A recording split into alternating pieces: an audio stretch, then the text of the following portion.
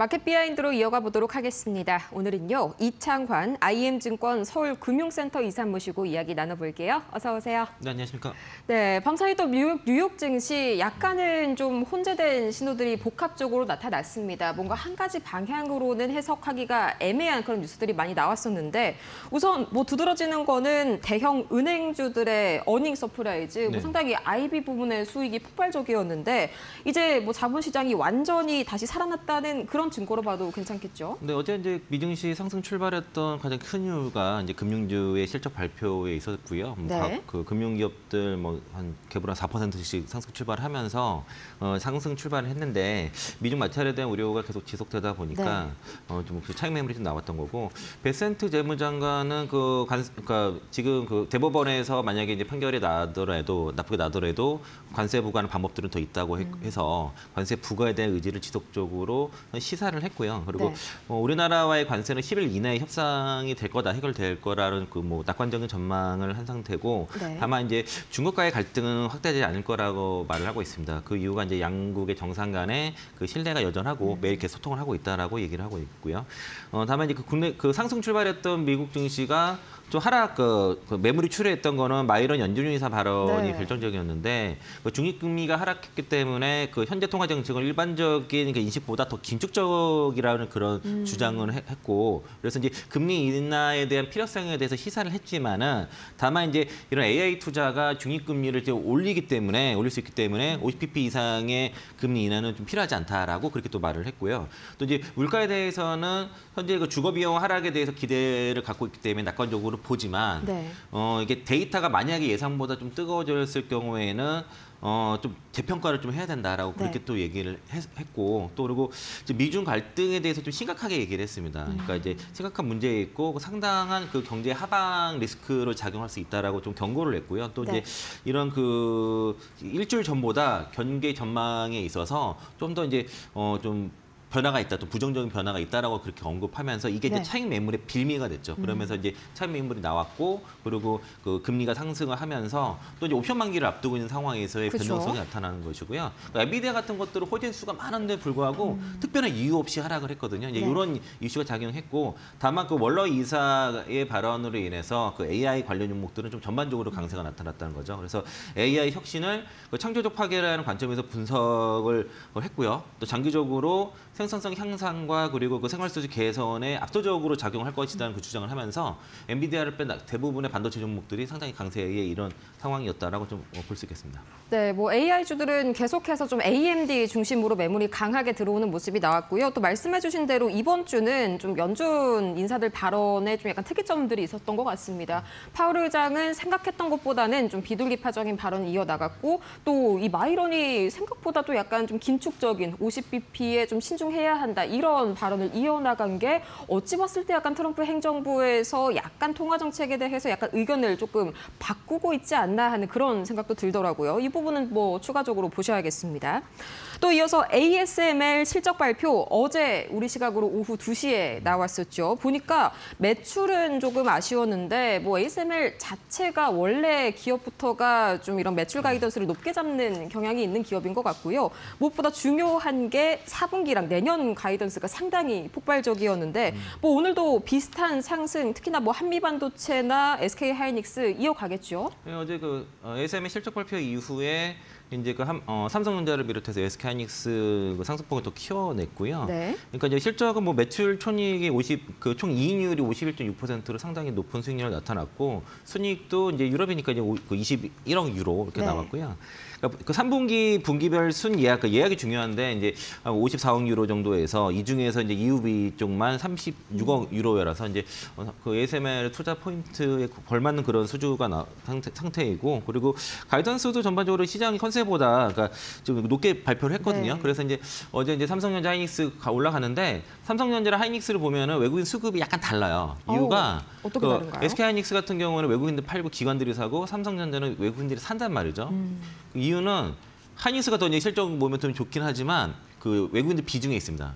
SK하이닉스가 외국인 비중 55.45% 정도 되고 네. 삼성전자가 어제 기준으로 51.95% 정도 되거든요. 거의 비슷하게 네, 올라왔네요. 근데 그 SK하이닉스는 55%를 넘었기 때문에 외국인들 비중이 거의 꽉 찼다고 봐야 돼요. 네. 그리고 그 삼성전자는 한 55%까지 아직 여분이 조금 남은 겁니다. 그러니까 이제 이거는 이제 뭐가 좋다 말는 게 아니라 수급 이슈입니다. 그쵸, 비중이 그쵸. 지금 덜 찬 거를 사는 거예요. 그래서 하이닉스는 55% 정도 이상에서는 외국인들 매수가 들어오긴 좀 어려운 구조고 네.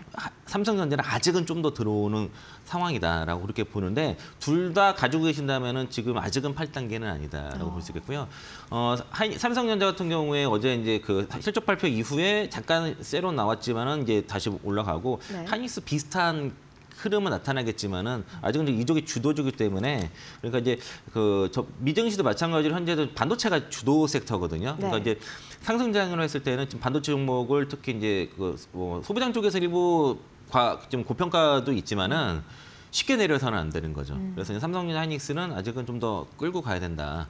그리고 이제 그 보수적으로 봤던 저희 IM증권 반도체 섹터 그 송명섭 위원 같은 경우도 네. 지금 내년도 삼성전자 영업이익 막 그 60조 막 정도로 굉장히 올렸어요. 목표치도 네. 올리고 그러니까 60조 가장 원이요. 보수적으로 보셨던 분인데 저희 IB 쪽에서도 그 리서치 센터에마저도 지금 올렸단 말이에요. 방향을. 그러니까 이제 좀 더 가져가시라. 좀 더 그렇게 보고 말씀드리겠습니다. 특히나 삼성전자가 방금 말씀해주신 그 60조 원이라는 그 단어가 상당히 좀 뇌리에 꽂히네요. 특히나 뭐 이제 환율 같은 경우에도 오늘 좀 상당히 내렸지 않습니까? 아직 뭐 외인이 추가적으로 들어올 여지가 있는 삼성전자에게는 좀 우호적인 여건이 아닐까 합니다.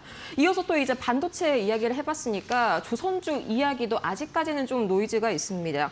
어제 좀 생각보다는 낙폭에 비해서 회복이 좀 더딘 모습이 나타났는데 이게 뭐 대통령실에서도 이야기를 했잖아요. 거래가 그쪽과 많지가 않기 때문에 영향은 제한적일 것이다. 뭐 시장에서도 그렇게 보고 있는데 네. 중국이 굳이 여기를 건드린 거는 뭐 이런 그림을 생각을 한 걸까요? 그러니까 이제 그 하나의 미국 자회사 5곳에 이제 그 제재 대상으로 지정을 했죠. 네. 그런 이제 그 반외국 제재법에 의거해서 중국의 주권 안보 발전을 위협한다고 판단했다고 하고요. 네. 그리고 이 5개 기업에 대해서는 중국 내 기관 개인 간 협력과 거래를 거래 활동을 금지하는 것으로 했는데 다만 이제 한국 모기업에 대해서 언급을 하지는 않았습니다. 그러니까 이제 미국 기업을 제재를 해야 되는데 마땅히 제재할 기업이 없다 보니까 그냥 그 빌미를 했던 것 같고 대상 기업이 실질적으로 영업 활동이 없기 때문에 그 하나 이제 피싱이라든가 필리조선사과의 뭐 인적 물적 연관성이 없거든요. 네. 그러니까 이제 그런 그 어떤 영향력은 좀 미비하다라는 것이고 필리조선사 같은 경우가 이제 미국의 그 존스법에 따라서 네. 건조하는 그 선박 전부를 미국 내 다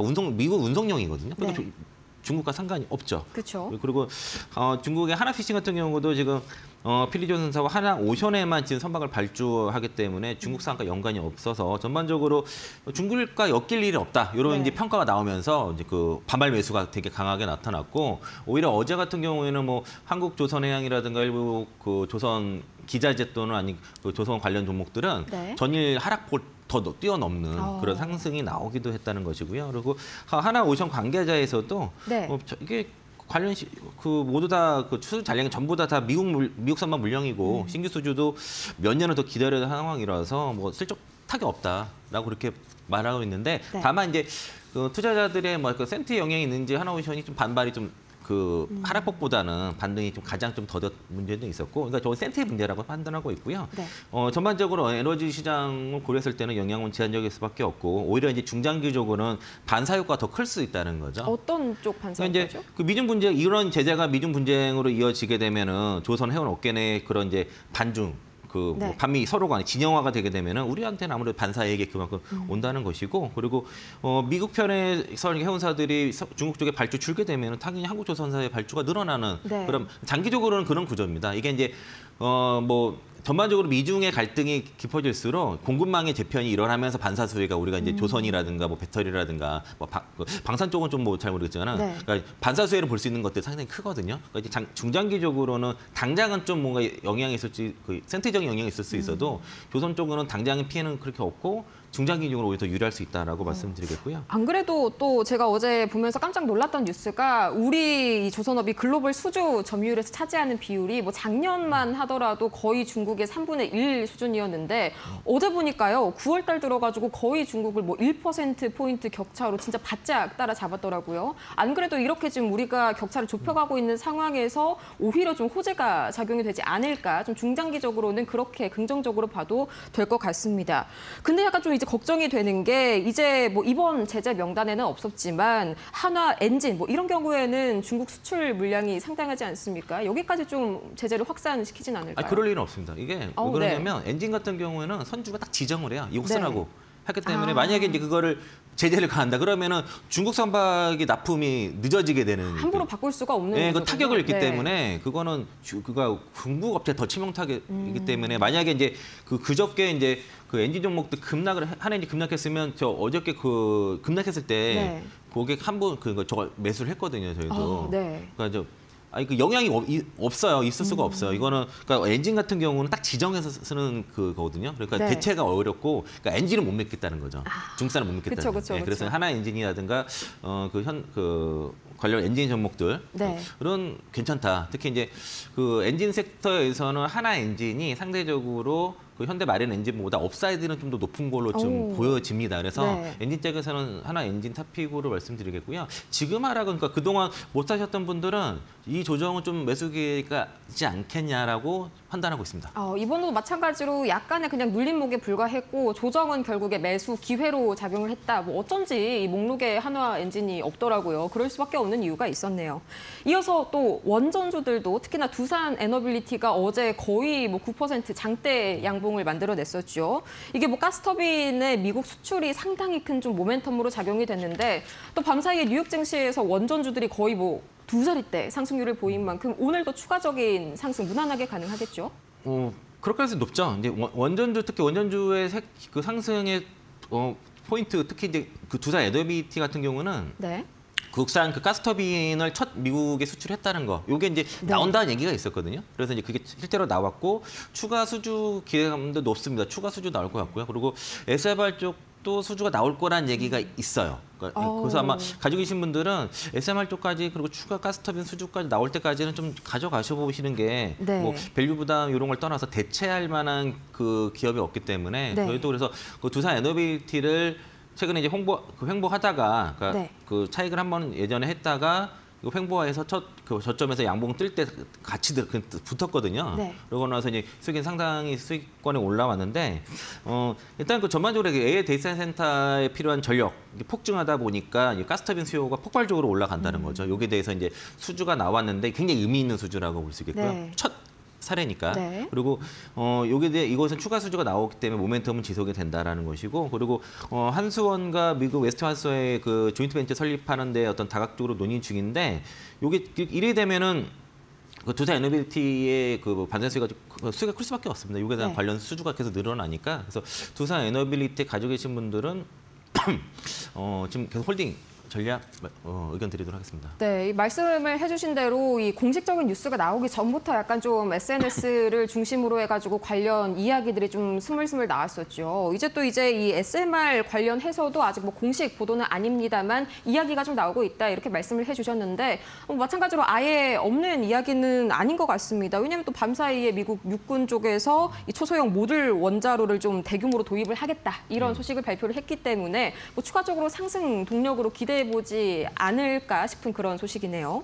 이어서 이 로봇주들도 좀 지금 매수를 해야 하나 싶은 그런 종목들이 점점 늘어가고 있는 것 같은데 특히나 좀 전고점을 돌파하지 않을까 싶은 종목들이 좀 몇 가지가 보입니다. 지금이라도 좀 올라타야 될까요? 로봇 종목들 그동안 안 올랐던, 그러니까 덜 올랐던 종목도 어제 일제히 뭐 상한가가 네. 나와서 좀 따라잡기 좀 부담스러운 것 같고요. 네. 그러니까 지난주 금요일에 그 소프트뱅크 그룹이 그 스위스테크입인 그 아세아 브라운 재벌이 그 ABB라고 하는데 여기 로봇 사업 인수한다는 소식이 나오면서 로봇 종목들이 급등이 나왔고 그 연장선상에서 이제 계속 추가적인 상승이 나왔고요. 네. 어제는 그 5종목의 상한가가 나왔습니다. KLNL 시스템, 나노캠텍, 대한광통신, 많이 나왔네요. 할라캐스트. 할라캐스트도 좀 네. 최근 리포트 나오면서 중에서 이제 로봇 관련주로 분류가 됐고 골드NS, 링크솔루션 이거 5개 종목 상한가가 나왔고요.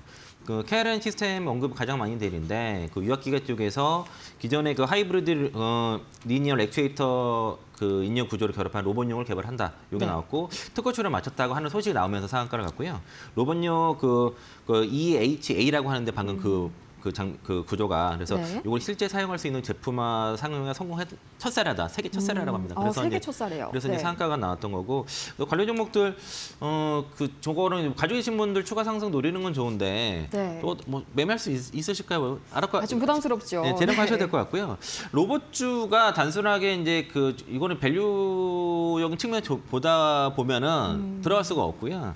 그러니까 올해 로봇주 상승 배경에는 일단은 그 정부의 로봇 산업에 대한 정책에 대한 기대감들 여기는 이제 그 로봇 산업의 그 산업을 정렬하고 그리고 정책적 지원이라든가 투자 확대 계획 같은 정책적인 발표가 있었고 또 이제 그 노란 봉투법 이런 거에 인해서 특히 자동차 쪽에서 수요가 좀 많이 증가하고 로봇을 또 많이 쓰지 않겠냐 이런 기대감도 반영됐고 중장기적으로 로봇은 이제 성장 산업이라는 기대감이 깔려 있습니다. 그러니까 이제 이게 성장 산업이다 보니까 밸류를 좀 많이 줄은 거죠. 어디까지 그러니까 딱 그 밸류가 상한이 닫혀 있는 게 아니라 열려 있다 보니까 이게 이제 그대로 그냥 그 수급 논리야. 그 성장하는 쪽에 돈이 몰리고 수급을 이끌면 상승하니까 그 매수가 들어오고 또 매수가 들어오면 또 상승하고 이런 식의 지금 흐름이 로봇 쪽에서 나타나고 있다는 것이고요. 특히 이제 로봇 같은 경우에는 그 로봇이라 그 AI 쪽뿐만 아니라 이제 그 의료용 로봇, 협동 로봇 쪽으로도 지금 그 다양한 분야로 적용 확대가 되면서 전반적으로 매수세가 확단이 되는데 그래서 급등 이유를 단편적 이유로 딱 설명하기는 어렵고요. 결과적으로 결론적으로만 설명할 수 있어요. 이렇게 얘기하다 보면 그래서 이제 투자 의견은 뭐 제시하기는 좀 어렵지만은 뭐 가져가신 분들은 지금 굳이 뭐 급하게 모델보다도 적절히 잘 매매하시는 게 좋을 것 같고 얼마 전에 제가 갖고 계신 로버스타 갖고 계신 분들 정도만 제가 좀 거의 유중 이슈가 있어가지고 그것만 좀 차익을 한 정도로만 말씀드리고 나머지에서는 그렇게 뭐 부정적으로 말씀드리고 있지는 않습니다. 그렇죠. 약간 AI가 그동안 몇 번씩이나 특이점을 겪는 동안에 로봇은 약간 그런 모습이 안 나와서 아쉬웠는데 말씀을 해주신 대로 좀 약간 섹터가 많이 세분화가 된 만큼 마찬가지로 좀 순환매 양상을 보이면서 추가로 좀 특이점을 만들어낼 수 있지 않을까 하는 기대감이 또 개인적으로 드네요. 이어서 이제 코스피가 벌써 3,000조를 막 돌파를 했죠. 뭐 아직까지 예탁금도 굉장히 견조한 역사적인 그런 상황이고요. 뉴욕 증시 이슈로 보자면 뭐 QT 종료 정도가 재료가 있겠고 또 국내에서는 어제 3차 부동산 대책 발표 이게 또 상당히 매수세를 촉발을 했습니다. 여기에 대해서는 뭐 추가적인 상승 충분히 이어갈 수 있겠죠. 네, 고객 예탁금 80조 시대인데 다만 이 80조가 되는 과정에서는 그 전에 이제 70조 넘어가고 올라갈 때는 고객 예탁금이 들어왔어요. 다만 이제 최근에 80조가 되는 과정에서는 개인들의 매도에 의해서 올라간 예탁금이거든요. 그러니까 외부 유입은 없었고 다만 이제 그 자금이 다른 데로 빠져나가지는 않았다는 거죠. 그리고 전일 이제 코스피 지수 사상 최고가는 그 유동성과 특히 이제 그 실적 효과, 삼성전자를 비롯한 기업들의 LG에너지솔루션도 어닝 서프라이즈 나타났고 그리고 실적 효과이란 강세라고 볼 수 있겠고요. 또 부동산 정부가 이제 머니 무브를 얘기를 했기 때문에 부동산에서 주식 시장으로의 머니 무브를 얘기해서 이런 머니 무브와 실적이 만든 코스피 사상 최고가라고 좀 볼 수 있겠고 또 그저께 이제 그 조정을 유발한 하나오션 이슈도 앞서 말씀드린 것처럼 제한적이라는 평가, 중국과의 거래가 거의 없기 때문에 영향은 상징적인 수준이다. 어느 정도 해소가 됐죠. 뭐 그런 정도로 봐서 이런 국내 증시는 유동성이 커져서 올라가는데 다만 이제 코스피랑 코스닥에 계속 차별화가 나타나고 있는 거죠. 지금 이제 코스피 위주의 대형주 장세이고 그리고 파월 연준 의장의 뭐 양적 긴축을 중단할 때라 이런 발언들도 유동성을 더 올리는 상황이고 정부의 그 세 번째 부동산 정책도 일단 주식 시장에는 긍정적으로 작용하고 있다라고 말씀드리겠고요. 삼성전자 세론 같은 경우도 그냥 기계적인 하루 정도의 세론이 이제 그게 뭐 끝나지는 않았기 때문에 일단은 아까 처음에 말씀드린 것 주도주에서 쉽게 내리지 마라. 그리고 반도체, 조선, 원전, 전력기기 이쪽이 주도주고 이타전지나 엔터 쪽은 틈새 쪽이고요. 그리고 바이오가 3분기 실적 시즌은 좀 어렵긴 한데 그냥 때를 기다리십시오. 네, 바이오는 아직까지는 좀 때를 기다려야 할 타이밍이고 또 이제 반도체와 조선, 원전과 전력기기는 여전히 주도주의 지위를 유지할 것이다. 또 엔터와 2차 전지가 좀 틈새로 작용을 할 수 있다라고 정리해 볼 수가 있겠습니다. 이렇게 해서 오늘 이창환 IM증권 서울금융센터 이사 모시고 이야기 나눠봤는데요. 좋은 말씀 고맙습니다.